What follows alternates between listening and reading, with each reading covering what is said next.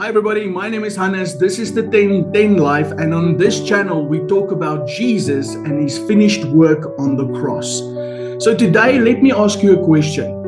And I believe this question will shape the way that you pray, the way that you parent, and even the way that you face your week.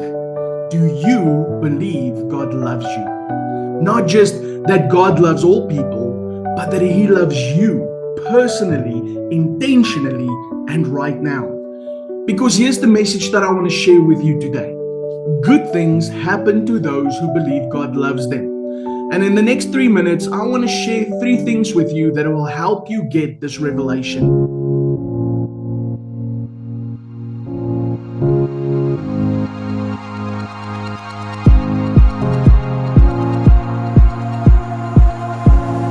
Welcome to the 1010 Life. Here's your host, Hannes Schmal. And the revelation that I want you to get today is this. What is love really? What is the heart of God the Father? And how can you get rooted and grounded so that you can stay stable in an unstable world? You see, I believe that the world and we as children of God need a fresh revelation of the Father's love. I believe that that is the only way that hearts will be turned and transformed. You see, hearts are not turned and transformed through pressure, but I believe that hearts are turned and transformed through the love of God. And this is what I mean. And that brings me to the first thought that I want to share with you today, that love transforms, but fear only modifies. You see, let me tell you this from my own experience. When I got born again, one of the first things that I ever experienced, it wasn't rules, it wasn't guilt, it wasn't religion, but I experienced the love of God. I felt in that moment the love of God, and it washed all over me. And in that moment, it felt to me like God just saw right through me, that he knew every single thing about me. And even though he knew every single thing about me, he still wanted me. And you know what? That love, it didn't just comfort me, but it changed me. And I remember not long before that, I was reading a book about hell. Maybe you've heard of one of those books. And I'm not saying there's anything wrong with them, but I heard a book about the torment and pain that people experienced in hell. And that book really shook me.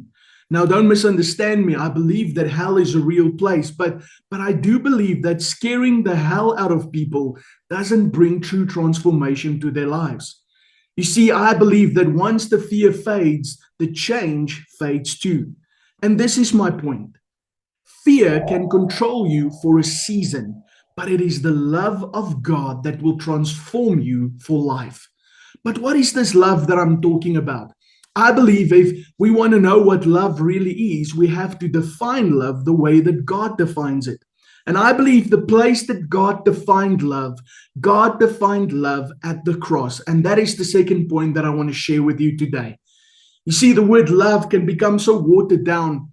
And I believe it is because we use it in our daily conversations. And as a result of that, it starts to lose its true intended meaning. You know, we use the word love for things like, I love chocolate, I love my phone, I love my team. But the problem with that is that tomorrow those feelings change. And as a result, people sometimes wonder, if God then is love, will he change too? Will he still love me tomorrow? You see, but we can't learn about love from feelings. We also can't learn about love from movies, because we see the way that people behave in movies when they say that they love people. The only place that we can truly learn about love is from God himself. And God actually tells us exactly what love is. You can read it in your Bible in 1 John 4, verse 9 to 10. And this is what the Bible says. It says, in this the love of God was manifested towards us, that God sent his only begotten Son into the world. Herein is love, not that we loved God, but that he loved us and sent his Son to be the propitiation for our sins. This is what I want you to remember. Love is not revealed in me loving God. Love is revealed in this. God loved me first. So I want you to just this moment, just listen to this verse from the Bible, 1 John 4 verse 10. It says, this is love. Not that we loved God, but that He loved us and sent His Son as the payment for our sins. You see, that is what love really is. And that just shows us that real love isn't revealed in my performance. It is revealed at the cross. You see, how much does God love you? He loves you this much. Jesus took our place. He took my place. He carried our sin. He carried my sin. He paid our debt. And you know what the amazing thing is? He did it before we even deserved it. And I want you to just think about this. Think about yourself in your worst moment.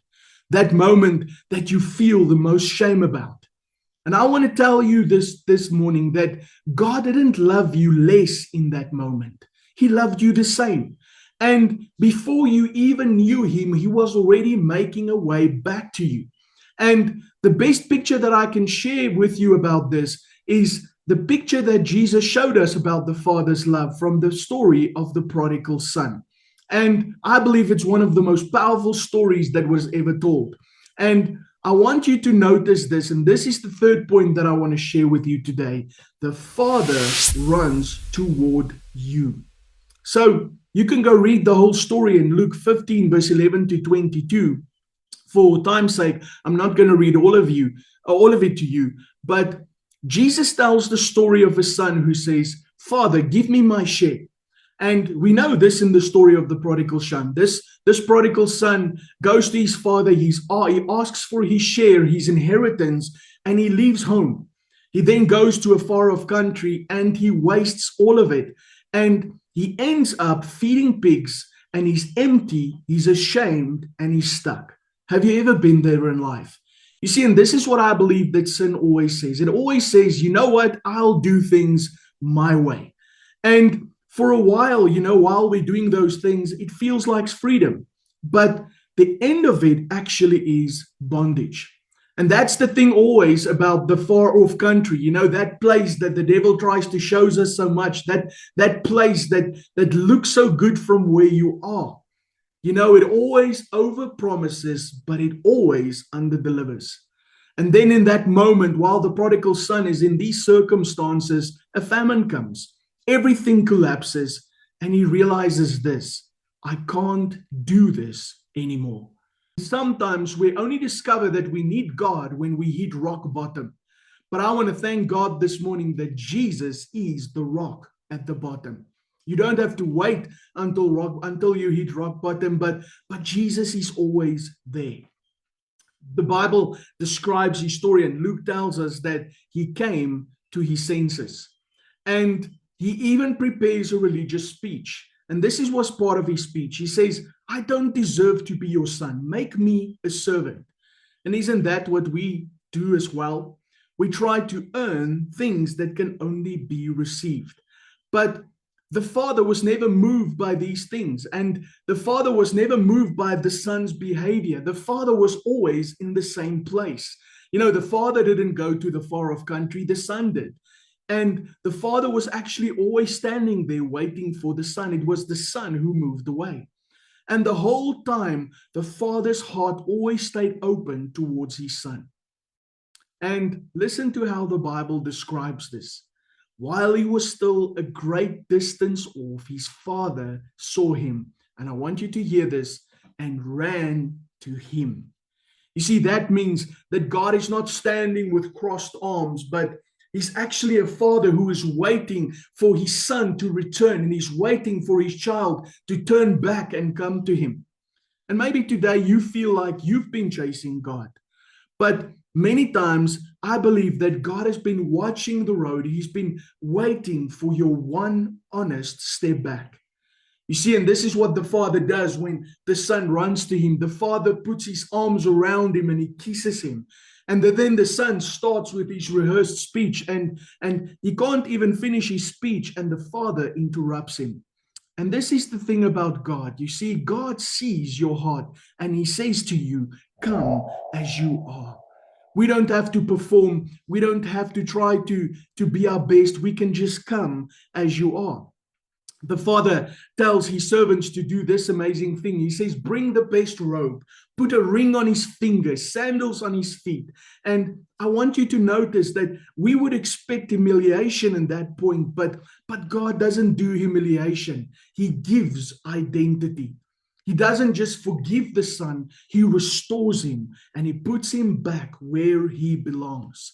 You see, and that is what happens in our lives when we run to the Father and the Father runs to us and he puts his arms around us. He restores us back into identity and he places us where we belong. You see, and when we receive that love, that is the moment that we can actually start to give love to those around us.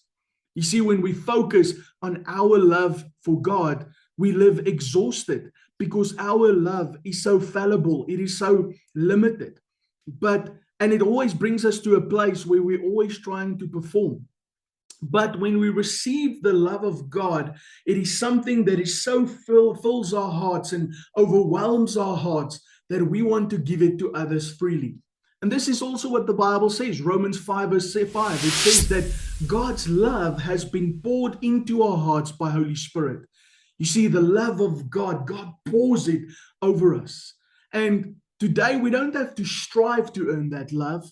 We can just open up our hearts and we can receive. So right there where you are with me, where you are watching this, I just want you to say this. I receive the love of God. And because I receive his love, good things happen to me. I believe good things happen to those who believe God loves them. And I believe that it is time that we get anchored in his love. And that brings me to point number 4. It is time to get rooted and grounded in the love of God. Maybe today you're thinking, this sounds amazing, but how do I live in this love every day? Well, Paul, the apostle, actually prayed that believers would get a revelation of it, not just information about it. And that is what I want you to remember today. You know, information about the love of God isn't going to transform you, but revelation is. You can go read Ephesians 3 verse 16 to 19, and you can actually read this powerful prayer that the apostle Paul prayed. And he prayed this, he said that Christ may dwell in your hearts through faith, that you being rooted and grounded in love may be able to comprehend the width, the length, the depth, the height, to know the love of Christ, that you may be filled with all the fullness of God. You see, the fullness of God is in his love. And when we know Christ's love, we are filled with the fullness of God. Now, I want to say this clearly. That doesn't mean that this is a soft message. You see, I believe that love is the foundation that will make you strong and successful in life. So we need to anchor ourselves in these truths today. And here's 3 anchors that I want you to remember today. The first one, Christ lives in you by faith. You are not alone. The second thing is get rooted and grounded in love. Become stable, anchored, and this will make you unshakable.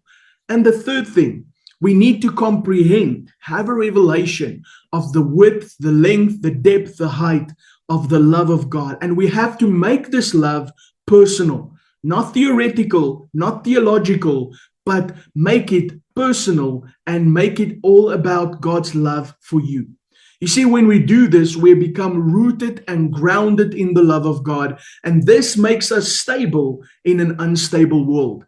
It is like trees that are standing because their roots go deep. You see, when the roots go deep in God's love, it doesn't mean the storms that rage around us, they won't decide our identity. God's love will. You know, I remember once that we went on a boat. We were going to do some shark cage diving, and we were on this boat, and I remember standing on this boat, and this boat was rocking all the time, and I started feeling seasick because everything around me was moving. You see, that is how life feels when our foundation is money, people's opinions, or even our own performance. But when we are rooted in the love of God, we can say this, that no matter what happens today, I know that I'm loved, and my Father will take care of me. It actually reminds me of John and Peter in the Bible, and this story taught me this lesson. You see, we have to learn to boast in God's love for us, not our love for God. You see, the the length, the depth, the height actually points us to the cross. How far God went to reach you. And the Apostle John actually had a personal revelation of that love. You know, if you ever read the story of the Apostle John, you can actually see that it's the only gospel where it says the disciple whom Jesus loved. And it's the gospel that he wrote. So he was writing that, but it wasn't from a place of arrogance. It was from a place where he personalized the love of God for himself. He said, I am the disciple whom Jesus loved. He had a revelation of the love of God. And that's not arrogance, that creates security. You know, compare that to Peter, who once said, Lord, even if everyone else abandons you, I never will. But Peter's confidence in his own love actually failed because we see that he ran away and he even betrayed Jesus.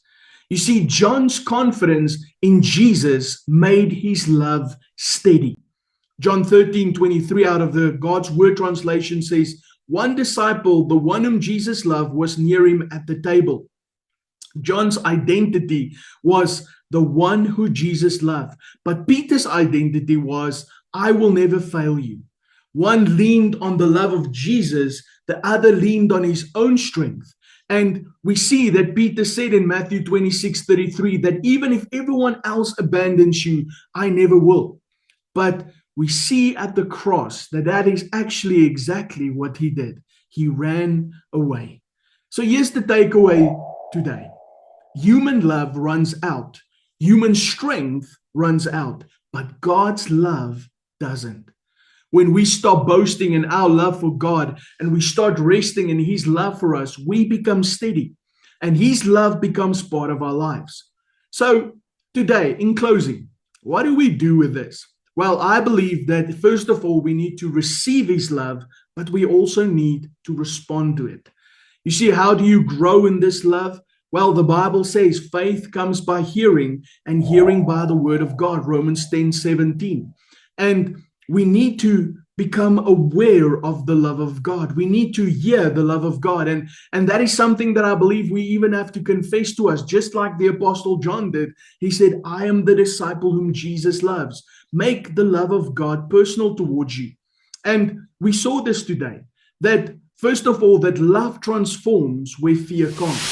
Secondly, that love was defined at the cross. Thirdly, that the Father runs towards us. And fourthly, that we can live stable when we are rooted and grounded in his love. And that is how I believe that we need to respond to this love. We need to respond to this love by faith, by hearing it, receiving it, and walking in it every day. So let me close with this story that shows the power of this simple truth. There was once a minister in Oregon who was assigned to counsel people in a state mental institution. And no matter what he did, he just couldn't break through to the patients. All that he received was groans and laughter. And then in that moment, the Holy Spirit prompted him to do one thing, to just sit in the room and start singing that one simple hymn. And maybe you've heard this hymn before. Jesus loves me, this I know, for the Bible tells me so. Little ones to him belong. They are weak, but he is strong. You see, day after day, he would sing, yes, Jesus loves me. And he would continue to sing this beautiful song. And you know what happened? Slowly, that room changed. One by one, people started singing with him. And over time, many of them were moved into a self-care room and many were even discharged. Day after day, the only thing that he sang, yes, Jesus loves me. And slowly, the room changed. So maybe today, you're not in an institution. But let me ask you, what is troubling you today? What has been stealing your peace? Well, I'm here today to tell you, God loves you. And when you believe that, the storm will start to get smaller and God will become bigger and bigger. And this is what I want you to know. Good things will happen to you because you will believe God loves you. So right now, just there where you are, I just want you to whisper these words. Say, Lord, Father, I receive your love today. Father, I receive your love today. And let's just pray together. Let me pray with you today. Father, in Jesus' name, I pray for a fresh revelation of your love for every brother and sister who is watching this. Father, heal their hearts. Pour your love into every heart by Holy Spirit, and let every person that is watching now know deep in their spirit that they are loved. Maybe today you feel far away from God. I want you to pray this with me. Just say, Lord Jesus, I believe you died and rose for me again. Forgive me, make me new. I come home. In Jesus' name, amen. If you prayed that prayer today, I want you to just send me a message in the comments, and I will send you something that will help you on this journey of getting to know Jesus better and his finished work on the cross. But can I also please ask you a favor? If this message helped you, would you please like and subscribe and share it with someone who needs to hear it today? And I want to thank you for watching today. God bless.